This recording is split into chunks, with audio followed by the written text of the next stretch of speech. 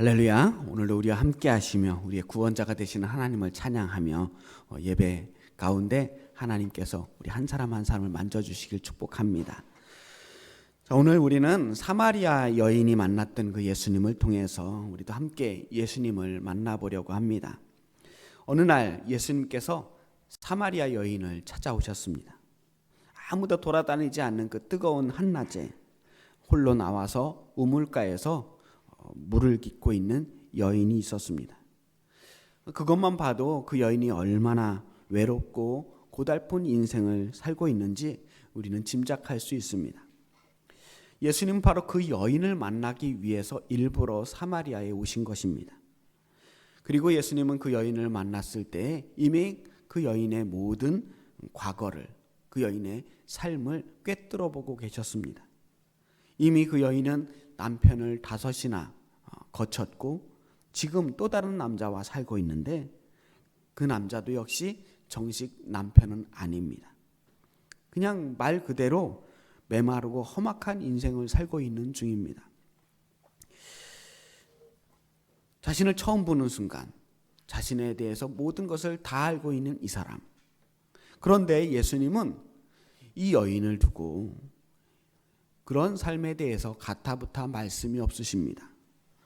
당신은 그런 삶을 살았구나. 여기서 끝이었습니다. 여인에 대해서 판단하거나 정죄하지 않고 그 여인의 인생을 이렇게 물끄러미 바라보고 계십니다. 어쩌면 이 여인은 여태껏 자기를 이렇게 대하는 사람은 처음이었을지도 모릅니다. 자신의 지나간 과거를 알면서도 손가락질하거나 비난하지 않는 사람. 오히려 그런 자신에게 영원히 목마르지 않는 샘물을 주시겠다고 하는 이 사람. 사마리아인은 예수님을 바라보고 예수님이 선지자라고 생각했습니다. 그리고 오늘 우리가 읽은 본문은 사마리아 여인이 예수님을 선지자라고 생각하면서 함께 나눈 대화의 내용입니다. 예수님을 이렇게 만났을 때, 자신 앞에 선지자가 나타났을 때 어쩌면 이 여인은 자신의 답답하고 괴로운 인생의 이야기를 드리고 싶었을지도 모릅니다. 힘들고 어려운 상황이니까 얼마든지 그런 이야기를 할 법도 했습니다. 사는 게 너무 괴롭고 팍팍하니까 그 여인의 머릿속은 온통 이런 현실적인 괴로움들로 가득했을 거 아닙니까? 그런데 이 여인이 예수님과 나눈 대화를 이렇게 보면 그런 현실적인 삶과는 좀 거리가 동떨어진 전혀 예상 밖의 주제를 가지고 이야기를 나누고 있음을 알 수 있습니다. 여인은 먼저 예수님께 예배에 대해서 묻습니다. 20절 말씀입니다. 우리 조상들은 이 산에서 예배하였는데 당신들의 말은 예배할 곳이 예루살렘에 있다 하더이다. 당시 사마리아 사람들과 유대인들은 예배하는 장소가 달랐어요. 그런데 과연 어디서 예배를 드리는 것이 맞느냐 하는 것입니다. 자, 사마리아 사람들이 이렇게 유대인들과 다른 곳에서 예배를 드리게 된 데는 수백 년의 역사를 거슬러 올라가야 합니다. 이스라엘이 바벨론에게 멸망하고 나서 많은 사람들이 포로로 잡혀갔어요. 포로로 잡혀간 유대인들은 오매불망 고향을 그리면서 매일 성전, 예루살렘 성전을 향해서 창문을 열어놓고 기도를 했습니다. 그리고 하루빨리 이스라엘이 회복되기를 꿈꿔왔습니다. 그러다가 마침내 바벨론이 멸망하고 페르시아 시대에 드디어 포로에서 해방되어서 고향으로 돌아옵니다. 그런데 돌아와 보니까 예루살렘은 완전히 폐허가 되었어요. 성전도 다 무너졌습니다. 얼마나 가슴이 아팠겠어요. 그래서 그들이 눈물을 흘리면서 다시 성전을 세우려고 하는 것입니다. 그런데 그때 이스라엘에 남아있던 사람들도 있었습니다. 포로로 잡혀가지 않았던 사람들.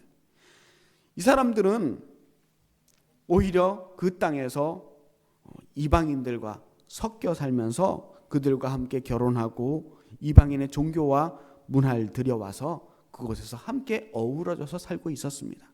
물론 바벨론이나 페르시아 제국 사람들이 억지로 일부러 이방 사람들을 이스라엘 땅에 강제 이주시켜서 이스라엘을 이방화시키려고 하는 정책도 있었던 것은 사실입니다. 하지만 결과적으로 남아있던 사람들은 오히려 하나님을 멀리하고 이방인들처럼 되어버린 것입니다. 자, 이 포로로 돌아왔던 사람들은 자기들끼리 예루살렘에 성전을 지어요. 이게 스룹바벨 성전입니다.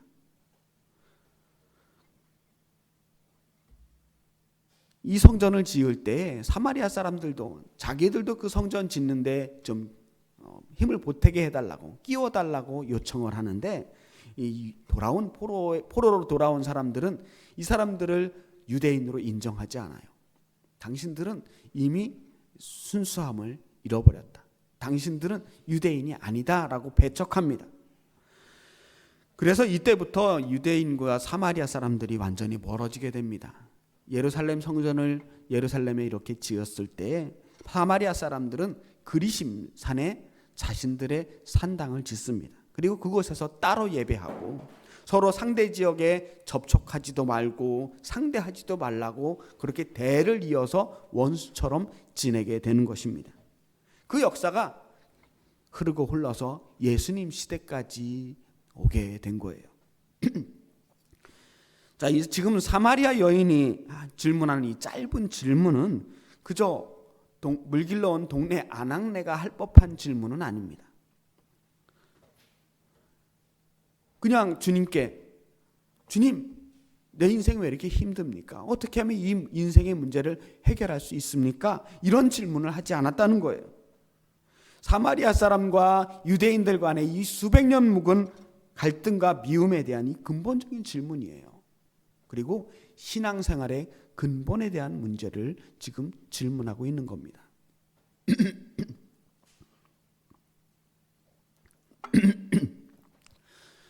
그 질문이 이런 거예요. 주님, 우리 어디서 예배드려야 합니까?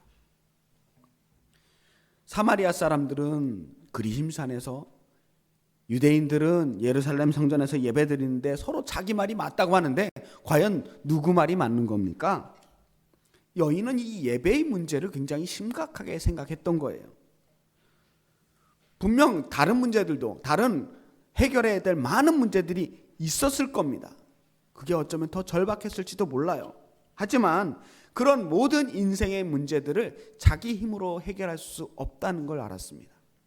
아무리 발버둥 쳐도 자신의 그 삶을 짓누르는 문제들로부터 달아날 수 없었어요. 답을 찾을 수 없었던 이 사마리아 여인은 간절한 마음으로 그리심산에서 나름대로의 예배를 드리고 있었던 거죠. 그런데 문제는 내가 지금 이곳에서 드리는 예배, 내가 드리는 이 기도가 지금 제대로 된 기도, 제대로 된 예배가 맞을까 하는 의심이 들었던 거예요.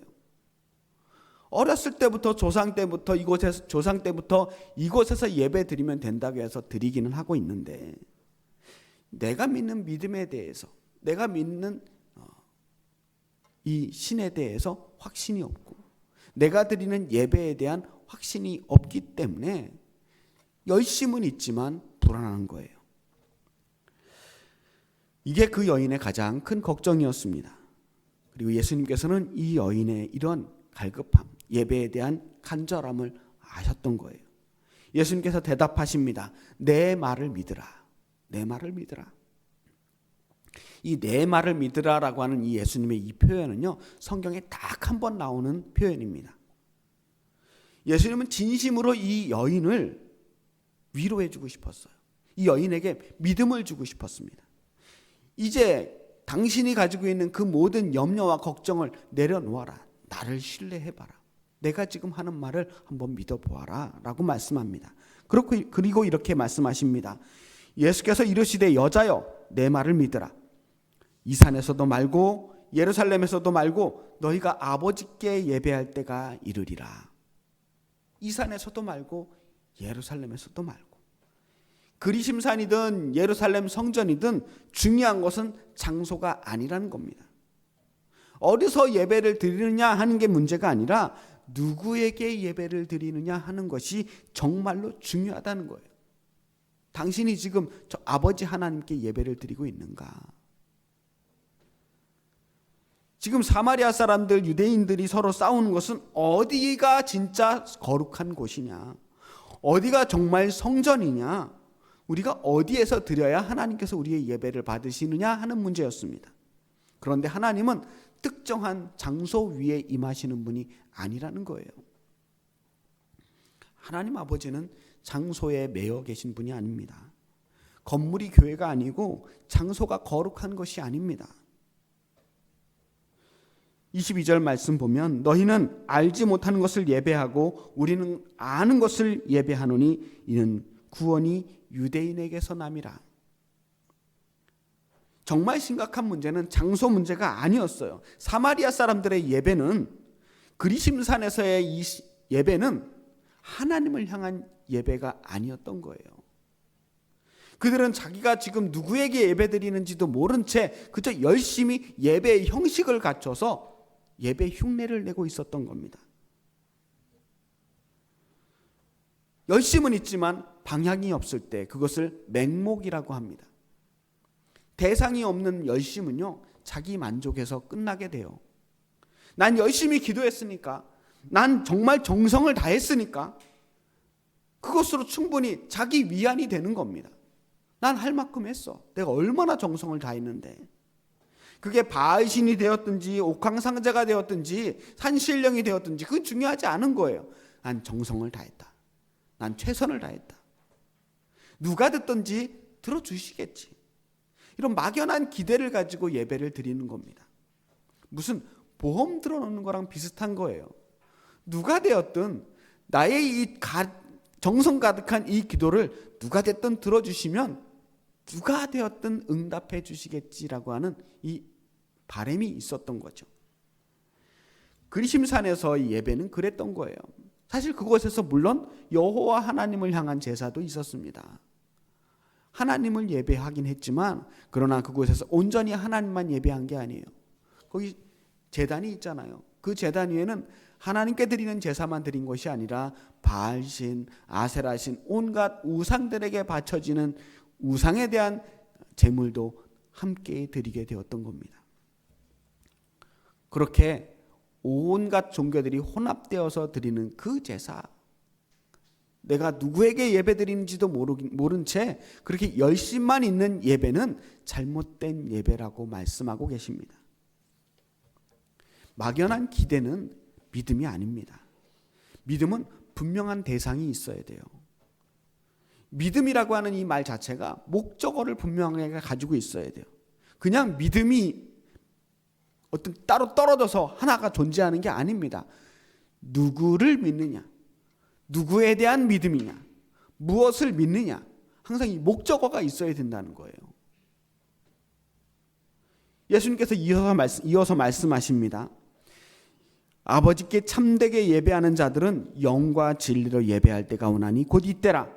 아버지께서는 자기에게 이렇게 예배하는 자들을 찾으시느니라. 하나님은 영이시니 예배하는 자가 영과 진리로 예배할지니라. 이 말씀은 너무 유명하고 익숙해서 딱 들으면 그 말씀 아는 말씀이라고 생각하기 쉬운데, 사실 이 말씀이 정말로 무슨 뜻이냐 설명해보라고 하면 참 설명하기 어려운 말씀이기도 해요. 하나님 아버지께 참되게 진짜 예배를 드리기 위해서 어떻게 해야 되느냐? 영과 진리로 예배해야 한답니다. 그럼 영과 진리로 예배한다는 게 뭘까요? 이 말씀을 들었을 때 우리는 그냥 머릿속으로 막연히 어떤 신령하고 초자연적인 무언가를 떠올리게 됩니다. 영이라는 말이 좀 그래요. 아니면 뭔가 심오하고 깊은 진리를 깨닫는 사람들이 드리는 그러한 예배를 생각하게 됩니다. 그런데 정말 영과 진리로 예배한다는 게 무언지 말로 설명하기가 참 어렵더라고요. 예전 개역 한글판 성경에서는요, 이 말씀을 신령과 진정으로 예배할지니라 라고 번역했어요. 신령과 진정으로. 이 말씀도 역시 한 번에 이해되지 않는 말씀이에요. 제가 여러 번역본 성경을 비교하면서 이 성경을 읽어봤는데 그 중에서 제일 이해되기 쉬운 성경은 그 중에서 유진 피터슨이 쓴 메시지 성경이라고 하는 성경이 있었습니다. 자, 이건 사실 번역이라기보다는 해석에 가까워요. 이 말씀의 원뜻이 무엇인가를 묵상하고 기록한 책이죠. 근데 그래도 이해하기가 정말 쉬운 말씀이었습니다. 가장 우리 현실 언어로 번역한 게 아닐까 생각해서 제가 한번 읽어드리겠습니다.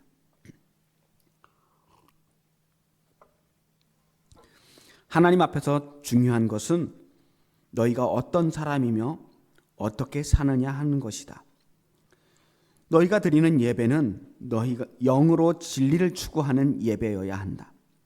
아버지께서는 바로 그런 사람, 곧 그분 앞에 단순하고 정직하게 있는 모습 그대로 드리는 사람을 찾으신다. 있는 모습 그대로 예배드리는 사람을 찾으신다. 하나님은 순전한 존재 그 자체, 곧 영이시다. 그러므로 하나님께 예배드리는 사람은 자신의 존재와 자신의 영과 자신의 참된 마음으로 예배드려야 한다. 영과 진리로 예배한다는 것은요, 하나님 앞에 우리가 드릴 수 있는 최선의 모습으로 예배드리는 것입니다. 모든 존재를 다해서 드리는 예배입니다. 예수님께서 하신 또 다른 표현이 있어요. 마음을 다하고 목숨을 다하고 뜻을 다하여 하나님을 사랑하라. 이 말씀이 바로 이 예배에 대한 모습이 아닐까 생각합니다. 그것은 단순히 예배 시간에 딴짓 안 하고 딴 생각 안 하고 예배 시간에 성실하게 임하는 그러한 모습만을 이야기하는 것이 아닙니다. 물론 예배 이 모든 순간, 이 순간에 집중하는 것 굉장히 중요하죠. 지금 이 순간 나의 모든 존재를 하나님께 드리는 겁니다. 우리가 부르는 찬양, 우리가 드리는 기도, 이 모든 것이 하나님께 드리는 나의 제물이라고, 나의 산 제물이라고 생각하고 간절한 마음으로 드리는 것 굉장히 중요합니다. 그리고 말씀을 들을 때 그 말씀이 정말 하나님의 말씀인 것처럼 그 하나님의 말씀으로 여기고 내 마음에 필터 없이 정말 하나님 말씀입니다, 아멘 하고 받아들일 수 있는 그러한 진실된 마음도 또한 예배의 중요한 부분입니다. 하지만 예배는 단순히 일주일에 1시간, 이 짧은 예배 시간 안에 끝나버리는 것이 아닙니다. 예배가 우리 삶의 중심에 서 있어야 하는 것입니다. 우린 일주일 동안 예배를 기다리는 것이고 예배를 준비하는 거예요. 우리가 예배를 드리기에 합당한 사람이 되기 위해서 일주일 동안 준비하는 거예요. 우리가 하나님 앞에 나오기 위한 그 모든 시간이 다 예배입니다. 오늘 우리가 예배를 드리기 위해서 아침 일찍 일어나서 몸을 깨끗하게 씻고 단정하게 옷을 갈아입고 교회로 발걸음을 옮기는 그 모든 순간도 사실은 예배의 부분입니다. 예배당에 와서 교회를 청소하고 또 예배를 위해서 식사를 준비하고 교회 의자를 맞추고 모든 이 신앙생활의 부분 하나하나가 사실은 다 예배의 부분입니다. 예배당에 들어왔을 때 들어오자마자 먼저 하나님께 기도로 인사를 드리고 순서마다 거룩하고 경건한 자세로 예배에 임하는 것은 말할 것도 없고요. 이제 이 예배가 끝나고 나서 세상으로 흩어져 나아가면 거기서 또 다른 예배가 시작됩니다. 예배를 드리고 난 다음 우리에게 일어나는 반응이 있어요. 그 말씀을 듣고 말씀에 순종하고 말씀을 적용하고 말씀대로 살아가려고 실천하는 그 모든 삶도 역시 예배의 부분인 것입니다. 그렇다고 제가 일주일 내내 오직 예배만 생각하고 살라는 말씀을 드리는 게 아니에요. 사실 우리가 살아가는 그 모든 순간, 하나님을 내 중심에 모시고 살아가는 그 모든 순간이 어떤 의미에서는 다 예배입니다. 이 세상에서 하나님이 구별하신 그리스도인으로 살기 위해서 수많은 죄의 유혹과 싸우고 욕심과 싸우고 불의와 싸우는 그 모든 행동들 역시 영과 진리로 드리는 예배의 부분입니다. 오늘 드리는 이 예배에 우리가 조금이라도 부끄럽지 않기 위해서 한 주간 동안 몸부림치는 그 모든 과정 역시 이 예배입니다. 이렇게 보면 우리의 일상은 예배를 준비하고 예배를 드리고 예배를 적용하면서 그렇게 살아가는 것이 우리의 일상인 것입니다. 그래서 우리는 삶이 예배여야 한다라는 말을 하는 겁니다. 삶이 예배가 되기 위해서 우리는 이렇게 지금 예배를 드리고 있어요.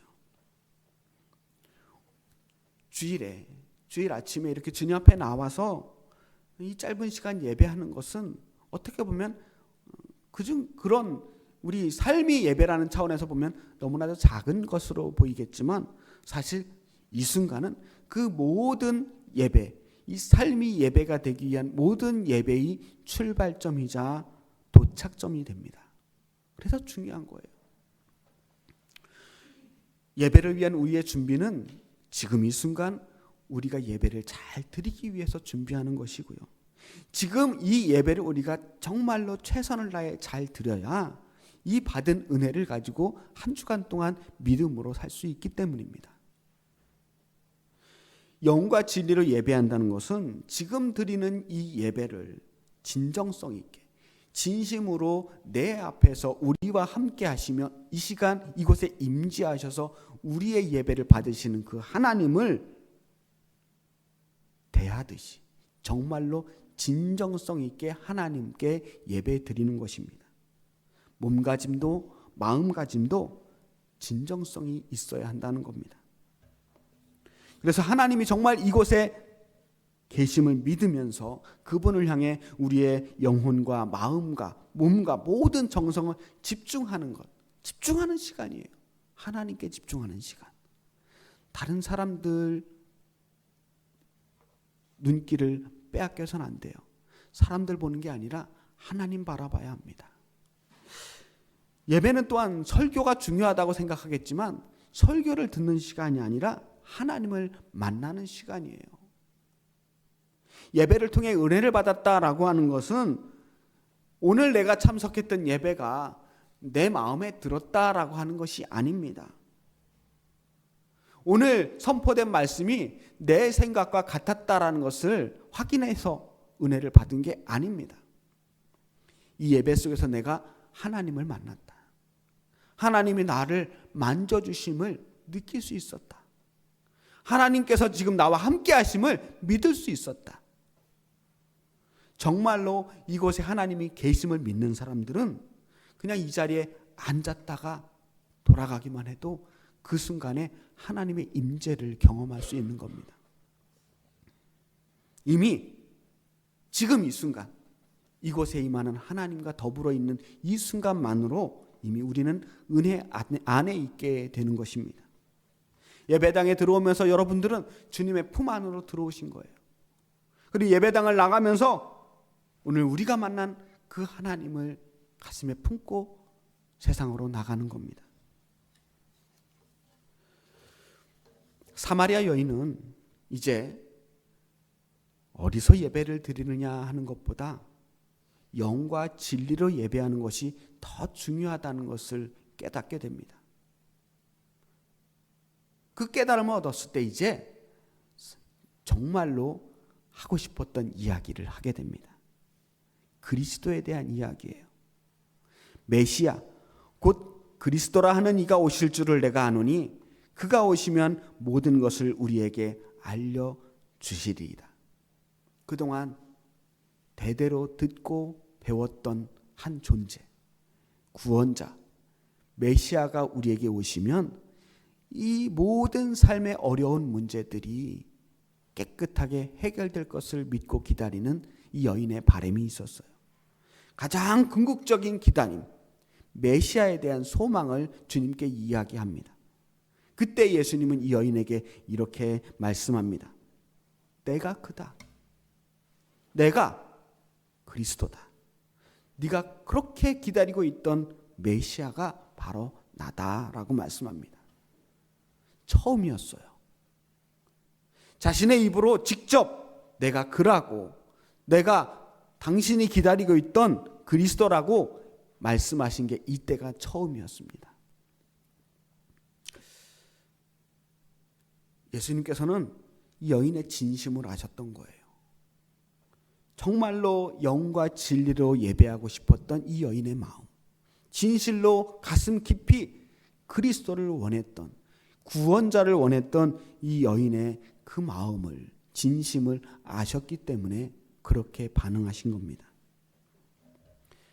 내가 그리스도다 라고 하는 이 말씀을 들은 여인은 그 자리에서 물동이를 버려두고 마을로 들어가 사람들에게 말합니다. 내가 그리스도를 만났다. 그리고 마을 사람들을 예수님께로 인도합니다. 이 여인의 인생이 바뀐 거예요. 그동안 사람들을 피해 살았던 이 여인은 당당하게 이제 사람들 앞에 나설 수 있게 되었습니다. 더 이상 그 여인의 과거가 이 여인을 괴롭히지 않았습니다. 사람들을 피해 숨지 않습니다. 예수님께 사람들의 영혼을 인도하는 사람이 되었습니다. 모든 것이 부끄러웠던 이 여인은 이제 예수님을 자랑하는 사람이 되었어요. 이게 예수를 믿고 거듭난 거예요. 예수님을 만난 사람들은 인생이 바뀌는 것입니다. 예수님이 우리 삶에 들어오는 경험, 예수님을 만나는 경험, 그것이 영과 진리로 예배하는 사람들이 하게 되는 경험입니다. 그게 은혜 받는 거예요. 은혜는 우리를 변화시킵니다. 그리고 하나님을 만난 사람들은 달라지게 되어 있습니다. 저는 오늘 이 시간 여러분들이 하나님을 만나기를 소망합니다. 우리의 교회가, 우리 예배가 겉으로는 화려하지 않을지 모르지만, 겉보기에는 작고 소박한 모습일지 모르지만, 그러나 하나님은 장소에 계신 것이 아니라 우리와 함께 지금 우리의 예배를 받으시기 위해 친히 이곳에 임재하여 계심을 믿으시기 바랍니다. 그 하나님께서 오늘 여러분을 만나기 위하여 찾아오셨어요. 사마리아 여인을 만나기 위해 찾아오신 예수님처럼 여러분 한 사람 한 사람을 만나기 위해 이곳에 오신 줄을 믿습니다. 이곳에 임재하시는 하나님을 만나고 돌아가야 우리의 남은 인생이, 남은 모든 시간이 영과 진리로 예배하는 그 삶이 되는 것입니다. 영과 진리로 우리의 모든 존재를 다해 하나님을 예배하는 우리에게 하나님께서 언제나 임하시고 만나주시고 우리의 삶을 변화시켜 주시는 줄 믿습니다. 바로 그 은혜가 우리 모든 엘림교회 성도들 한 사람 한 사람에게 임하기를 주님의 이름으로 축원합니다. 기도하겠습니다. 살아계신 아버지 하나님, 사마리아 여인을 찾아오셨던 주님께서 오늘 이 자리에 우리를 만나기 위해 찾아오신 줄을 믿습니다. 오늘 주님 우리에게 말씀하여 주시옵소서. 그리고 우리가 주님 말씀대로 이 세상에 나아가 담대하게 믿음으로 승리할 수 있도록 힘을 주시옵소서. 예수 그리스도의 이름으로 기도합니다. 아멘.